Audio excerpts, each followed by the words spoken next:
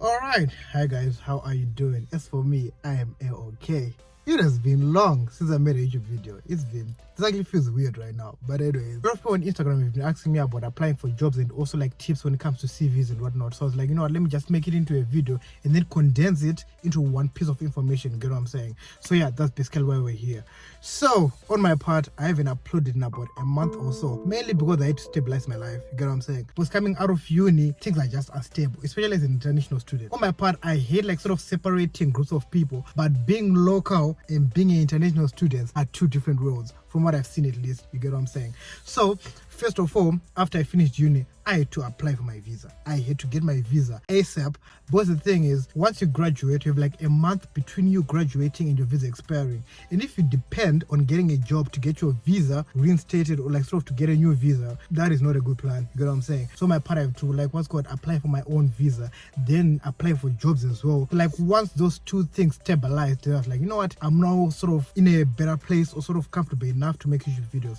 But anyways, enough of the chit chat. Today we are going to be focusing on releasing information which I feel like a lot of people actually need when it comes to international students, because I can't lie, getting a job, it is not easy. It is not easy. You get what I'm saying? So this video is mainly aimed at international students, but it also works for local students as well, because we're all applying for jobs. You get what I'm saying? So yeah, so first things first, the first thing that I suggest that you do, apply for your visa. Apply for your visa. Unless you're doing nursing or like one of those degrees which will like sort of give you a visa on their own. If that's not the case, if you're like doing engineering or something along those lines, I would say like apply for your visa as soon as possible. If you're in first year, start saving your money for your visa. Because for me, I think like the visa was like 2K, but I heard like the Prime Minister is going to increase it like to 2.5 or something like that. If you're in first year or second year and you're an international student who wants to get a job in the UK, I would suggest start saving your money right now for your visa, you get, so that you won't have any trouble as time goes on. And then like after you get your visa, or even like before you get your visa, apply everywhere. Apply everywhere. Everywhere, literally. Like I applied to places up until Scotland, I got rejected still, but still like apply literally everywhere you can. You get what I'm saying? Just keep on applying up until you get a positive message. On my part, I would suggest CV Library. You get, but on my part, I used LinkedIn, then I used Indeed, then I used Handshake, then I used Great Cracker, but then they were not giving me like sort of much positive feedback. But then when I used CV Library, I think I got like a positive response within like a week or something like that. And then the good thing about CV Library as well is that like you save your CV, you create an account, right? Then you save your CV within your profile. That's when you're applying. It's like sort of simple. You just like sort of apply. You just click on apply, then just sends your CV, and then sort of like creates a cover letter for you as well, which will depend on the job that you're applying for. You get what I'm saying? So basically, you can literally apply for like 50 jobs within 50 seconds. It's like easy as that. Like 1 second you can just apply. So I suggest like you can use CV Library. Just put your CV there, then put like what's called the type of jobs that you're looking for. Then recruiters will then end up calling you, telling you like, you know what, I think we have an opportunity for you at this place, blah blah blah. They fit your values and then what you're looking for as well. Then they'll make a plan for you. Both on my part, like that's like what happened. So I would say like apply everywhere, use the CV Library. And one thing that I noticed as well, they want people with experience. Because me, I had zero experience. I didn't do placement. I didn't do placement, so I had like sort of zero experience. I hadn't done like any engineering sort of work. You get what I'm saying? And also, if you can, just volunteer at any engineering firm, like to just like sort of get some sort of experience. On my part, I wanted to do that, but then I just didn't. I think I was lazy or something. But anyways, I'll suggest like if you're not sort of getting engineering internships, blah blah blah and whatnot, just volunteer at an engineering firm. Wait, I'm speaking specifically when it comes to engineering. Just volunteer whatever like degree work you're going to get into, if you get what I'm saying. You get, so like just volunteer for work which will give you experience in the field that you want to work in. You get what I'm saying? I've actually realized I'm speaking like an American. I'm saying, you get what I'm saying, a lot. I've been watching too much American movies. Anyways, yeah, so I would say like just find a way like sort of to get experience. If you don't have experience, what you have to do on your CV now, when you like sort of list the experience that you have in other fields, be it like warehouse or even like what's called healthcare, blah blah blah and whatnot, need pick those skills which will be essential in the work that you want to do. You get, and then yeah, speaking of the CV, the one thing that I did as well, initially my CV was like 3 pages long, then I like sort of reduced it to 1 page. But if you really think about it, these companies, they get, I don't know, like 100 plus CVs per day. If your CV is like very long, they'll be like, nah, we ain't got time for that. But if your CV is like 1 page, they can literally see everything with just one look. On my part, shout out to Fezo. It's the one like sort of who suggested for me like sort of to make my CV 1 page instead of 3 pages. Then when I like sort of constructed all the information into 1 page, my applications became like more effective, you get. But even though I was still getting rejected, I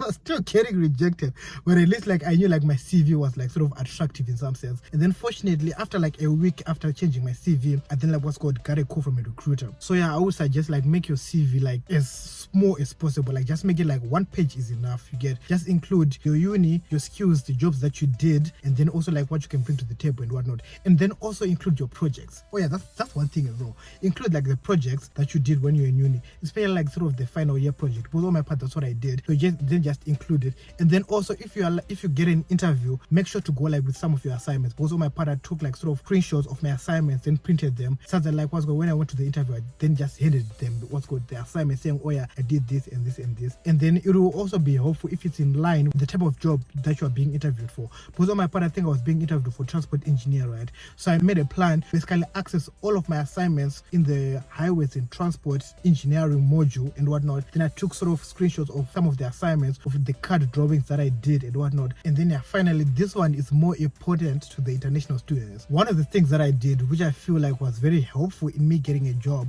was actually changing my name. Like my name is Kupakwashe, you get, but then I have a middle name as well, Martin, you get what I'm saying? So my sister actually suggested, like, you know what, I think she saw on TikTok whereby like if your name is long and then it's hard to pronounce, it's highly unlikely the managers will like sort of offer you a job and whatnot. Because I don't know, that's just how it is. That's just life, you get what I'm saying? So my part, I basically sort of changed my name from first name to middle name, you get what I'm saying? So if you have like a native name which is kind of long and hard to pronounce, I would suggest you can use your English name, you know what I'm saying? Because it's a tactic which shouldn't work, but it does. Because, well, that's just the world we live in, you get what I'm saying? So after like I changed my name, I started like sort of getting replies from other businesses and whatnot. So yeah, I think that's very effective. It's something that you can just try and see if it'll work, but it's highly likely it might actually work. So yeah, oh my part, I can't lie, that's like sort of the little information that I have when it comes to CV and like sort of the application process, or like what you can do to make your application process low-key easier and then also like faster. But I can't lie, I realized like getting a job after uni, it is not easy. It is not easy. Oh my part, I'm actually grateful, but then it's not easy. It's not easy, you get what I'm saying? You just gotta keep on applying and applying and applying and applying up until the applying is done and you got a job.